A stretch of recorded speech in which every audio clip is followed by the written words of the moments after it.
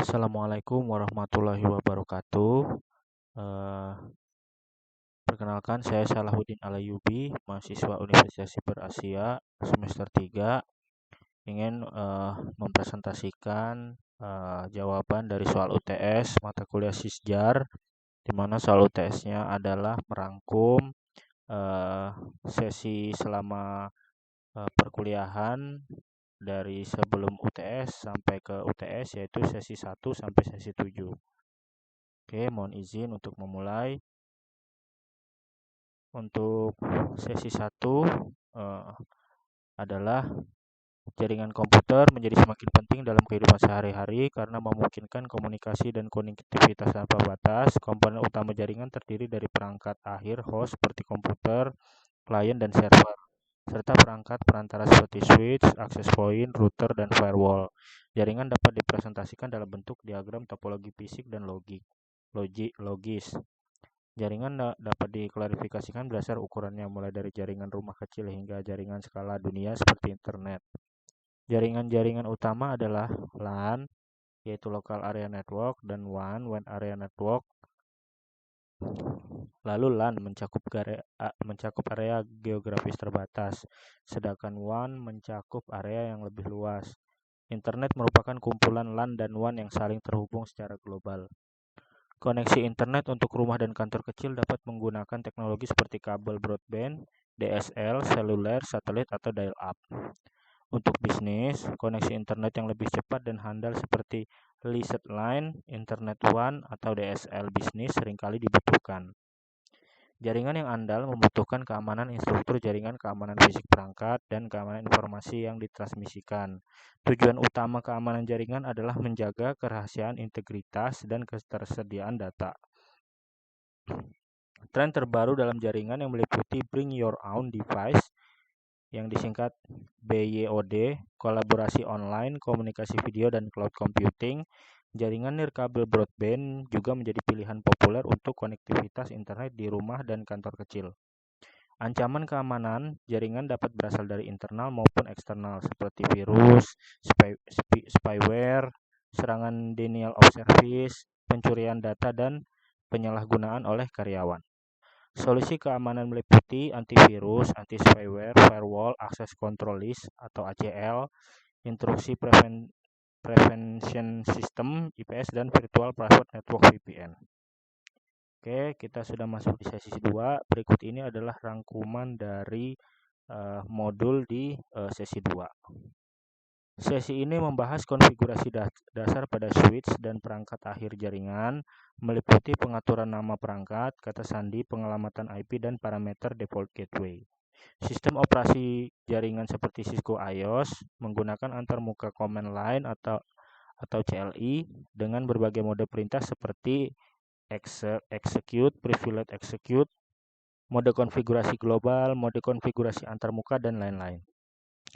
CLI atau antarmuka command line menyediakan bantuan kontekstual dan pengecekan sintaks perintah. Konfigurasi dasar perangkat meliputi penetapan nama unik dan pedoman penamaan tertentu, serta pengaturan kata sandi yang kuat untuk keamanan. Pengelamatan IP diperlukan agar perangkat dapat saling berkomunikasi menggunakan IP versi 4 dengan notasi desimal bertitik atau IP versi 6 dengan notasi heksadesimal. Perangkat akhir seperti komputer dapat mengkonfigurasi alamat IP secara manual dengan memasukkan alamat IP, subnet mask, dan default gateway. Atau dapat dikonfigurasi secara otomatis menggunakan protokol DHCP untuk memperoleh IP dari server DHCP. Jenis media jaringan yang menghubungkan antarmuka perangkat meliputi kabel tembaga, serat optik koaksial, nirkabel dengan pertimbangan faktor jarak, lingkungan, kecepatan data, dan biaya. Selanjutnya, rangkuman pada sesi 3. Protokol dan standar memainkan peran penting dan memungkinkan perangkat berkomunikasi dalam jaringan. Protokol adalah seperangkat aturan yang harus diikuti agar komunikasi dapat berlangsung dengan benar. Setiap protokol memiliki fungsi format dan aturannya sendiri. Elemen kunci dalam komunikasi meliputi pengirim, penerima, dan media atau saluran yang menyediakan jalur komunikasi. Protokol harus memenuhi persyaratan seperti pengkodean pesan, pemformatan, dan enkapsulasi pesan ukuran pesan, waktu pengiriman pesan, serta opsi pengiriman pesan unicast, multicast, broadcast, anycast untuk IP versi 6. Protokol jaringan memiliki fungsi yang berbeda-beda, seperti protokol komunikasi, Ethernet, IP, protokol keamanan untuk autentikasi, integritas data, enkripsi, protokol perutean untuk pertukaran informasi rute, dan protokol penemuan layanan untuk deteksi otomatis perangkat atau layanan. Protokol sering berinteraksi satu sama lain dalam sebuah protokol suite, yaitu kumpulan protokol terkait yang bekerja sama melakukan fungsi komunikasi. Contoh utamanya adalah TCP/IP yang dikelola oleh IETF dan digunakan di Internet. Suite TCP/IP mencakup banyak protokol yang beroperasi di lapisan aplikasi seperti HTTP, lapisan transportasi TCP, lapisan Internet IP, dan lapisan akses seperti Ethernet dan WLAN. Lapisan akses ini bertanggung jawab untuk pengiriman data secara fisik. Selain TCP/IP, terdapat protokol lain seperti OSI, AppleTalk, dan Novel Netware. Proses komunikasi TCP/IP melibatkan enkapsulasi dan deenkapsulasi. Seperti pada web server yang mengenkapsulasi halaman web dan mengirimkannya ke klien yang kemudian melakukan deenkapsulasi untuk ditampilkan di browser. Organisasi standar seperti ISOC, IAB, IETF, IRTF, ICANN, IANA, IEEE, EIA, TIA, dan ITU MINTE berperan penting dalam pengembangan dan mempromosikan standar terbuka. Standar terbuka mendorong interoperabilitas, persaingan, dan inovasi dalam berbagai aspek teknologi jaringan, seperti kabel konektor, perangkat protokol, pemampatan video, VoIP DSL, dan lainnya. Organisasi-organisasi ini pada umumnya bersifat nirlaba dan vendor-vendor netral. Dengan adanya protokol dan standar yang disepakati, perangkat dari berbagai vendor dapat berinteroperasi dan berkomunikasi dengan baik dalam jaringan. Hal ini memungkinkan pertukaran informasi dan data yang lancar, serta memfasilitasi evolusi dan perkembangan teknologi jaringan secara berkelanjutan. Selanjutnya adalah rangkuman pada sesi 4. Layer fisik merupakan lapisan terbawah dalam model referensi jaringan yang bertanggung jawab untuk mentransmisikan bit-bit data melalui media jaringan. Tugasnya adalah menerima frame data dari lapisan data link, mengkonversikannya menjadi sinyal, dan mengirimkannya melalui media jaringan fisik. Standar pada layer fisik mengatur 3 area fungsional, yaitu komponen fisik, pengkodean sinyal, dan pensinyalan. Komponen fisik meliputi perangkat keras seperti NIC, konektor, serta media kabel atau nirkabel yang digunakan untuk mentransmisikan sinyal. Pengkodean mengkonversi aliran bit menjadi format yang dapat dikenali perangkat berikutnya. Sedangkan pensinyalan mengatur representasi nilai bit 1 dan 0 pada media fisik, misalnya sinyal listrik pada kabel, tembaga, atau pulsa cahaya pada serat optik.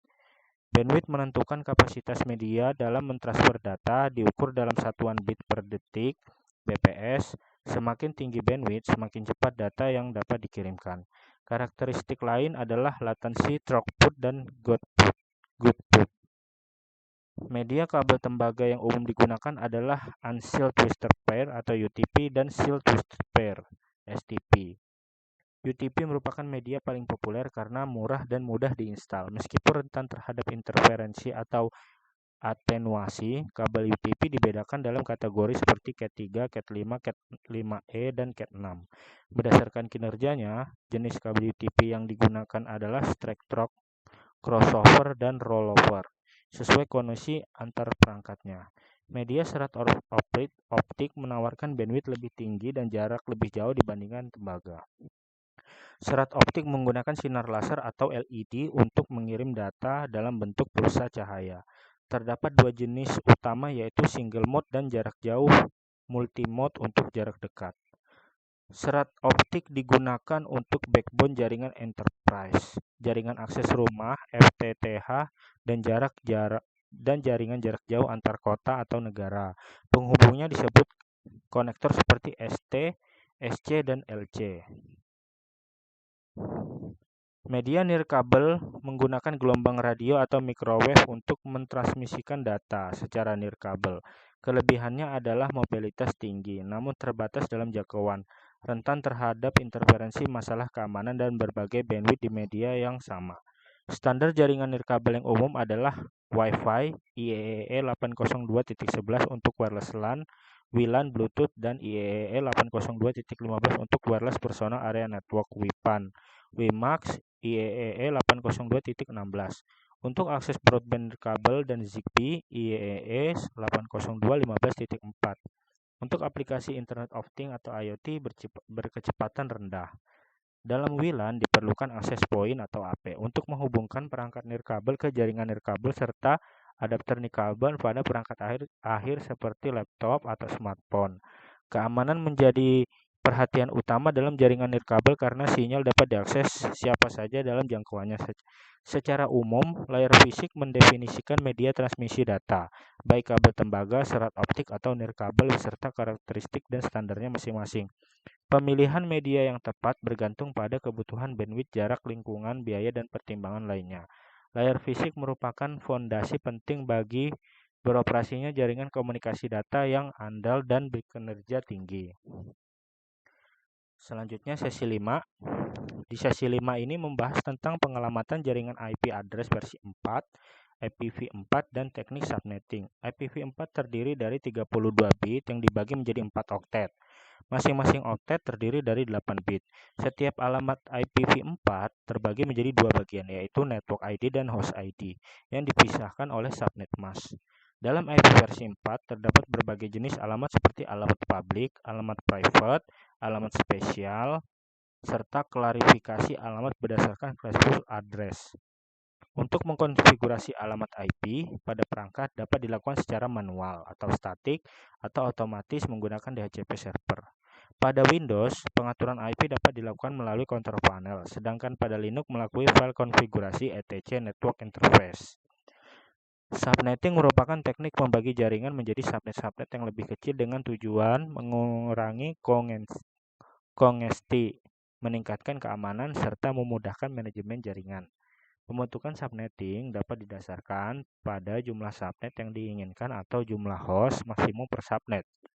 Untuk menghitung subnet berdasarkan jumlah subnet digunakan rumus 2 pangkat X di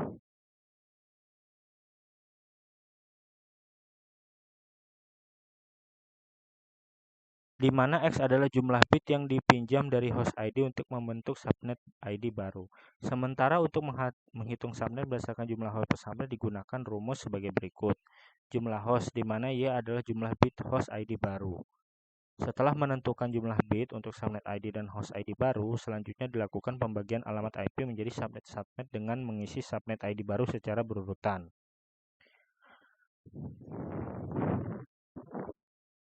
Setiap subnet memiliki alamat network, range alamat host yang dapat digunakan, serta alamat broadcast sendiri. Lanjut, sesi 6. Pada sesi 6 ini membahas tentang konsep dasar Ethernet, konsep dasar switch, ARP table, serta cara memasang dan menguji switch pada jaringan.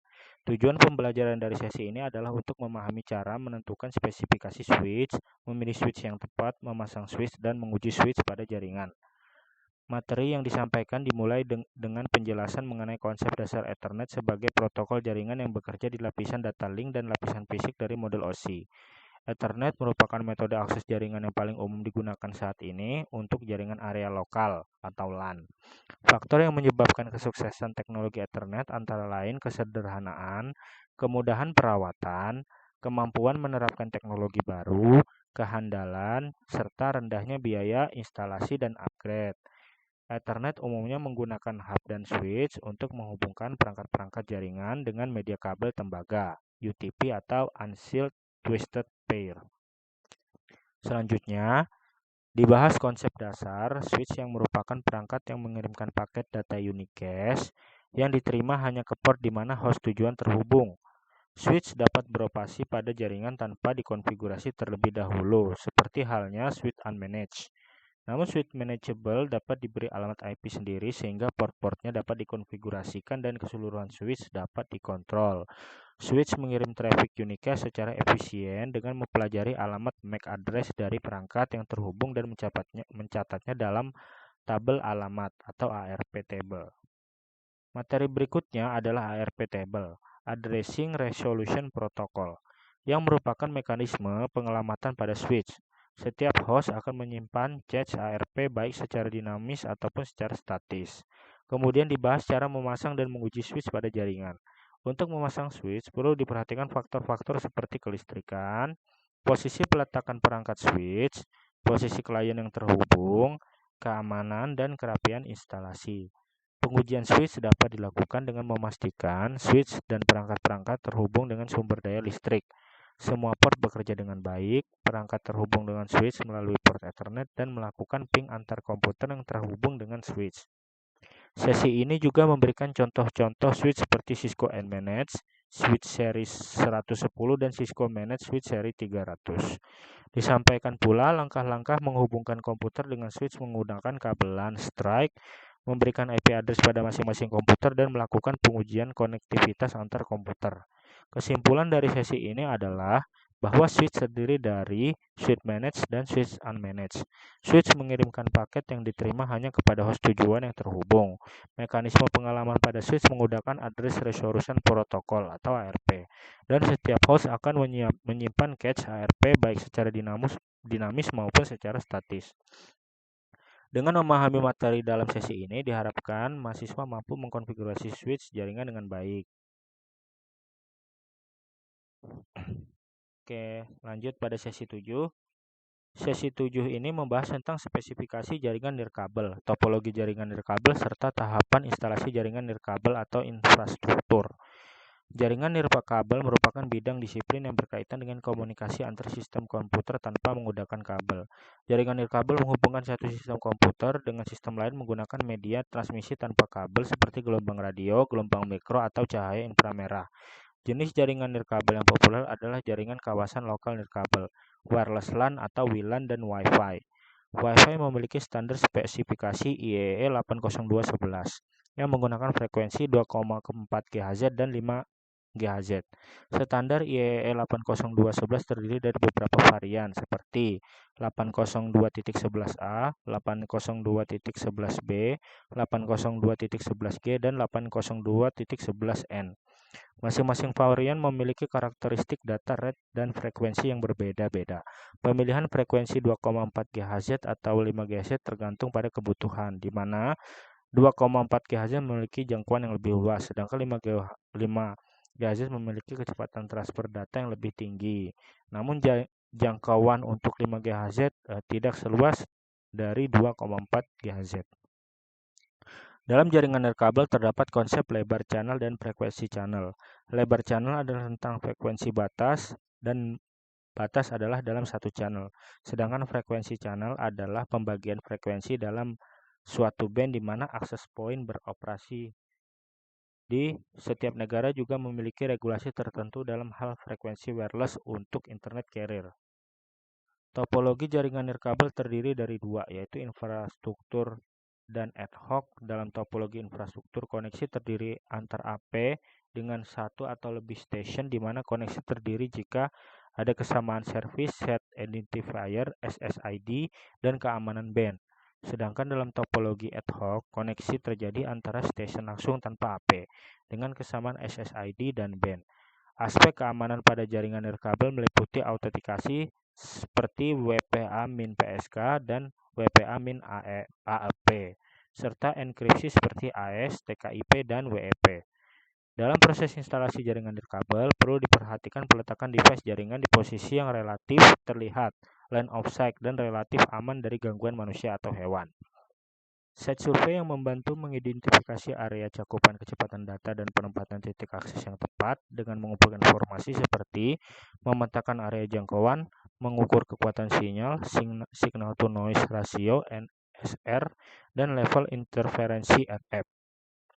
Konfigurasi harus dilakukan dalam instalasi jaringan nirkabel meliputi pengaturan IP address access point, mode operasi AP bridge, bridge station, station bridge, station WDS, band frekuensi, SSID, dan keamanan.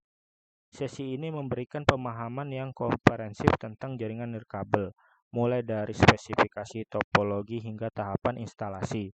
Dengan memahami materi ini, diharapkan mahasiswa mampu menentukan spesifikasi perangkat dan melakukan konfigurasi perangkat jaringan nirkabel dengan baik.